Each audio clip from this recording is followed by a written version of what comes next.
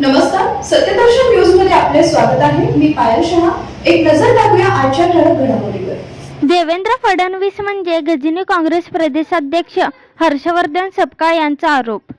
महाराष्ट्र प्रदेश काँग्रेसचे अध्यक्ष हर्षवर्धन सपकाळ यांनी आज सोलापूर महानगरपालिका निवडणूक संदर्भात सोलापूर दौऱ्यावर येत सत्ताधारी भाजपवर जोरदार टीका केली। भाजप सैराट झाला असून लोकशाहीचा गळा घोटण्याचे काम सुरू आहे, असा आरोप त्यांनी केला।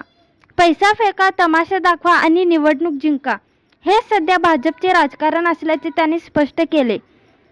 सपकाळ म्हणाले की यावेळी खासदार प्रणिती शिंदे, माजी आमदार प्रकाश एलगुलवार, जिल्हाध्यक्ष सातलिंग शेटगार, काँग्रेस प्रवक्ते अशोक निंबर्गी, मनोज एलगुलवार, प्रमिला तुपलवंडे, हेमा चिंचळकर, उदय चाकोते, ॲडव्होकेट केशव इंगळे, तिरुपती परकीपंडला यांच्यासह काँग्रेस पदाधिकारी व कार्यकर्ते मोठ्या संख्येने उपस्थित होते। कत्तल की रात हा वाक्प्रचार उचलला गेला असेल, मात्र सत्ताधारी हे सैराट आहेत, बेफाम आहेत, लोकशाहीचा गळा घोटत आहेत, संविधानची पायंदळी तुडवत आहेत। आणि हा काही केवळ राजकीय आरोप नाही, ही वेदना आहे आणि ही वेदना सर्व जनसामान्यांच्या आणि भारतीय नागरिकांच्या आहेत। जबाबदार सामाजिक कार्यकर्ते आणि पत्रकार मित्र देखील या एकंदरीत परिस्थितीच्या बद्दल चिंता व्यक्त करतात। या निवडणुका